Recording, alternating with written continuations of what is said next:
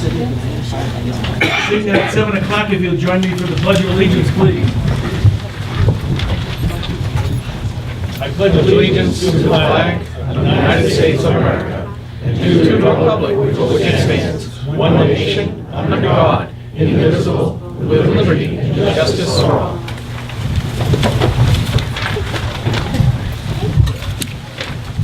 Good evening and welcome to our joint session here tonight. A little unique certainly for me. Evidently it's done before. I'm here.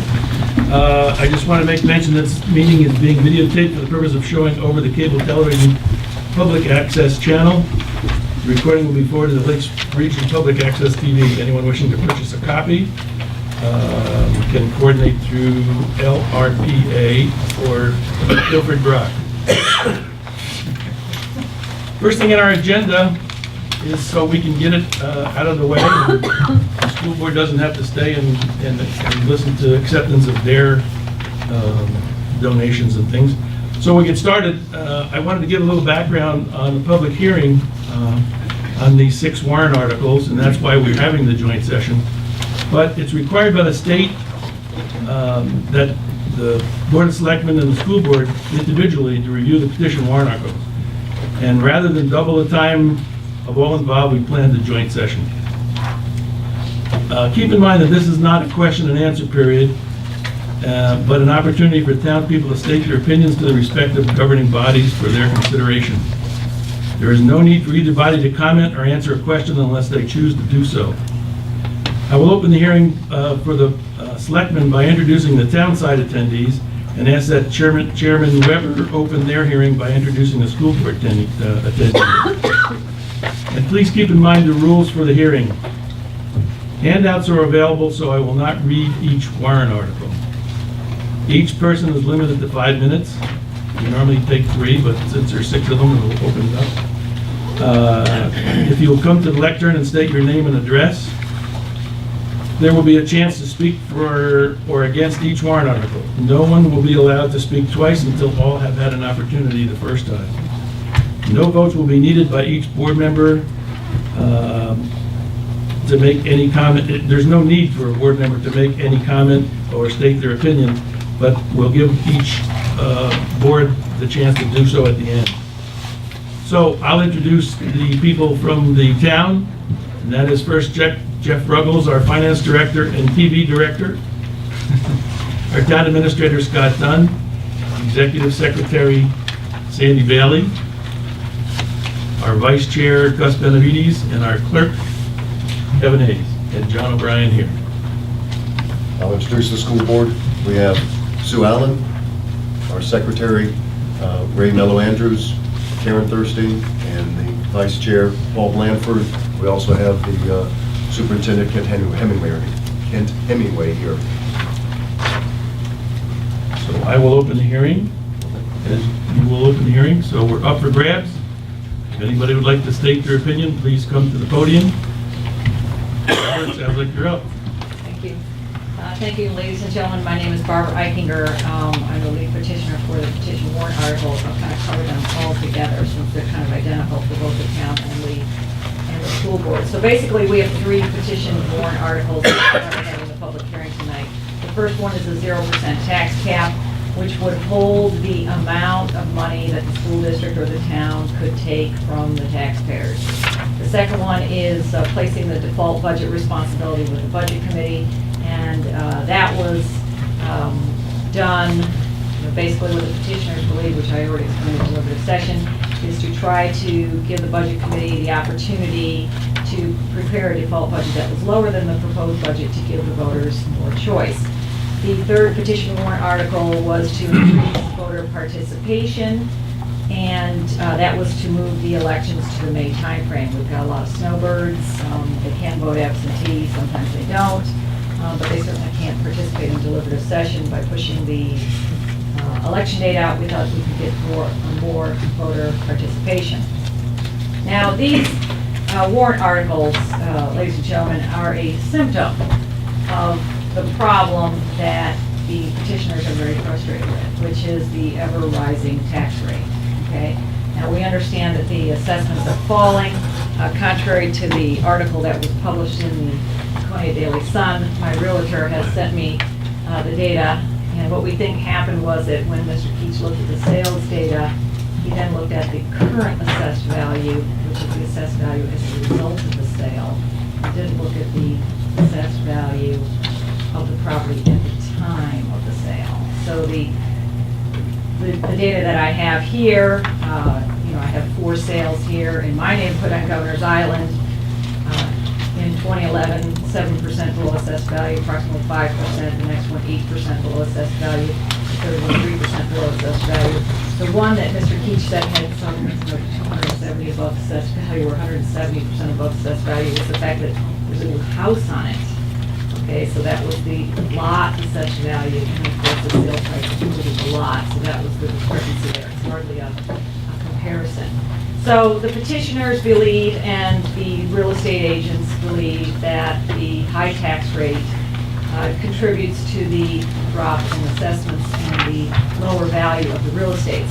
I did receive some comments from John Goodoo, and he has asked me to share them. And he said waterfront real estate values in Guilford are very much affected by in the negative by our mill rate. High mill rates take away from the equity status for many property, much more so than assessment, because assessments can be adjusted according to the market at the time. The tax rate has a definite effect on the sales price. The same property in other towns with a $9 to $14 mill rate would show a noticeably higher sales price. Today's consumer is much more in tune with ongoing cost of home ownership. The second home owner in particular is not looking for lots of services, and that person is not looking to get hammered with a huge tax bill. Our town is unknowingly killing the goose. What would Guilford do if they didn't have that second homeowner to carry half the load? We simply do not have enough big picture people in the right place to get Guilford back on track. Okay, so these are the real estate professionals who believe, as the petitioners do, that the high tax rate is killing the real estate value. You know, on the federal level, the government prints more dollars, and that devalues the dollar. On the local level, as you increase that tax rate, you affect in the negative the value of the underlying asset. And that is an asset that you need in order to fund essential school districts and town services. So this is a result of the problem that we face, and the petition warrant articles are basically what a frustration by the petitioners, and the legislative tools that they have available to them are these types of petition warrant articles, and that's what you're saying. Thank you. Does anybody on the board ask any clarification questions if you want to? So, anybody have any? Next up, we're open.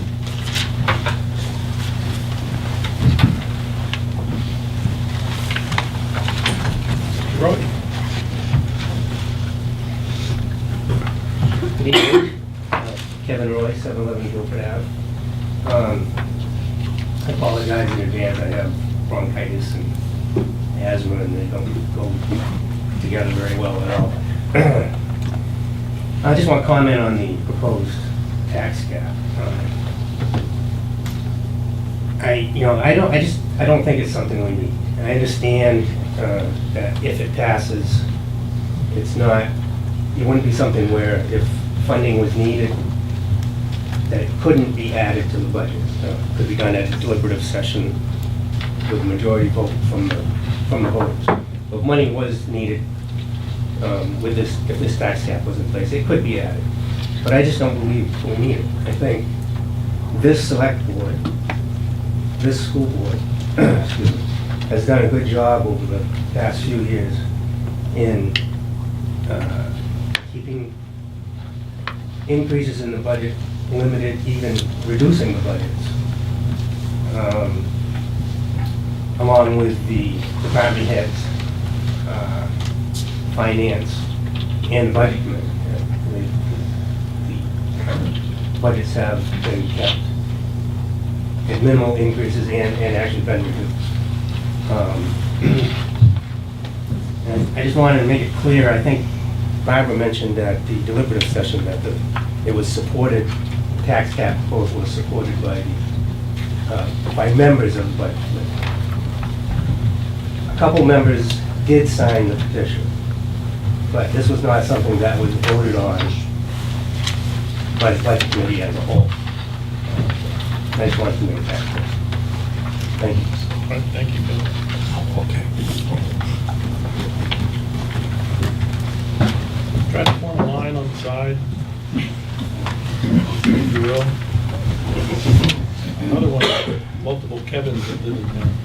Yeah, big one, usually where I grew up, Kevin Leandro, 98 Gunstock Hill. I guess I gotta direct this more towards the school board, people on the side of the meeting.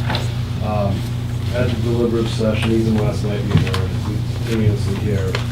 Actually, it's a document that I downloaded off the SAU website, those called talking points against the petition warrant articles, which I was kind of shocked to see. Quote, "School board has presented operating budgets below the prior year's spending in 3 of the past 4 years. The school board and budget committee have acted most responsibly in this economy and will continue to do so in future years." I've heard that low budgets in 3 of the last 4 years, several times in the last few weeks. And it got me thinking, say, well, why only go back 4 years? It's kind of a weird number. Why don't we go back 10 years? And so I looked at it, and the fact is, because when you say 3 out of the last 10 years, it doesn't look too good. And I said, well, maybe 4 years is more accurate, because as we all know, probably about the fall of 2007 was when the economy really started to suffer. And it's been a downward, well, it's been hurting ever since. So, okay, so let's see how the performance is in that period of time that we've had this economic crisis. And what do we come up with? We went from the presented budget 2007, which you then cut the following year, in 2008, which would be the first year of that 3 of the last 4 years, to this current proposed budget, and we're up $1.6 million. So yeah, 3 out of the past 4 years is non-accurate. It's a statistic, but you're still backwards. At the same time, student enrollment went from 1,343 to 1,252 this year, 91 student difference. So, you know, I can't give you an A on performance during the economic crisis. I understand fuel went up, I understand that a lot of insurance went up, a lot of expenses went up, but they're going up for everybody else. People in the private sector are paying their taxes. Not only is it going up for us, but now we have to dip deeper in our pockets to pay higher taxes as well. And this is something that I don't think's been mindful. And, you know, I think Barbara's got some good points there, and, you know, if it was level for the last 4 years, I wouldn't be here. But, you know, we've gone up $1.6 million since 2007, when supposedly 3 out of the last 4 years was cuts. But you can't do a minute cut and then a big jump, minute cut. So that's my comments on that. And the other one on the May town meeting, I own a piece of property in another town. They do meetings in May. Many towns in the state of New Hampshire does their town meeting or deliberative session, you know, SB2 in May. It works very well. There's an adjustment period for the first year, grant you. Planned out properly, it could work. You're gonna get more and more people at deliberative session if it's a nice spring day. And articles to be amended at deliberative session. I believe, you know, the goal is to get as many people participating as possible. 100 people, we got, what, 4,000 voters, 5,000 voters, and we had, I think, the biggest meeting we had was 130, 140 attendees, and that's really not satisfactory in my eyes. So anything we can do to get people out there, that's what we should do. Thank you. Thank you.